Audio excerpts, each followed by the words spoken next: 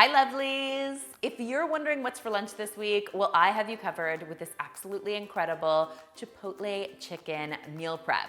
It is bursting with flavor. It's so good on things like tacos or in burritos, and of course, perfect in this meal prep bowl. It has a ton of great nutrition, and it is so easy to make. In fact, this whole meal prep comes together in under 30 minutes. So there is a lot to love. Now, just before we get to all of that yumminess, I wanted to remind you guys that I have 4 brand new ebooks over on my website, thedomesticgeek.com. I've got a breakfast ebook, a dessert ebook, a one-pot ebook, and 30-minute meals, which are super quick and convenient. I hope you guys will check them out. All of the details are linked in the description box below. Now, without further ado, let's get to this delicious meal prep. Now, the first step today is going to be preparing my Chipotle chicken. This stuff is incredible on everything from tacos to burritos, or honestly, you could just eat it with a spoon. It's so super flavorful. Now, I've got some oil heating up in a nice big skillet on my stove. And to that, I'm going to be adding some ground chicken. Now, I've opted for ground chicken in this recipe. It's very lean, it's pretty affordable, but the truth is you could use pretty much any ground meat you wanted in this recipe. If you wanted to try this instead with ground turkey, ground pork, or ground beef, you definitely could do that. It's a really versatile dish, so you've got tons of great options.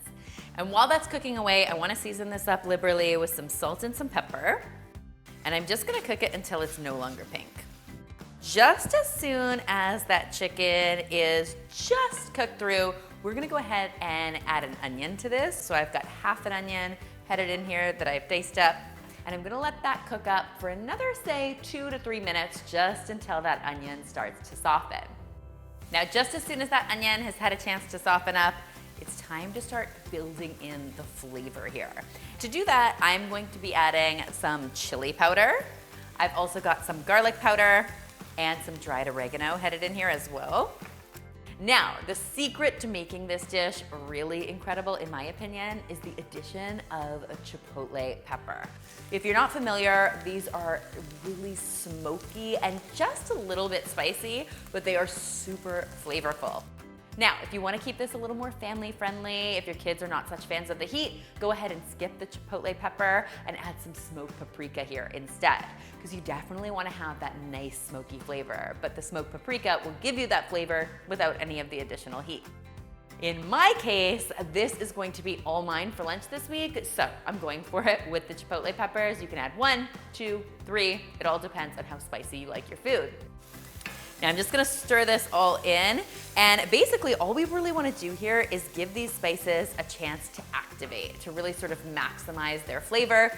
We're just gonna let them cook up for 30 seconds to a minute. That's really all it takes for them to get extra delicious. Now at this point, you may notice your pan is a little bit on the dry side, especially if you're cooking with ground chicken or ground turkey, which are a little leaner. So they don't have as much fat, which means they don't have as much moisture as, say, ground pork or ground beef. And that's why I wanna go ahead and add some moisture to this with a nice big splash of chicken broth.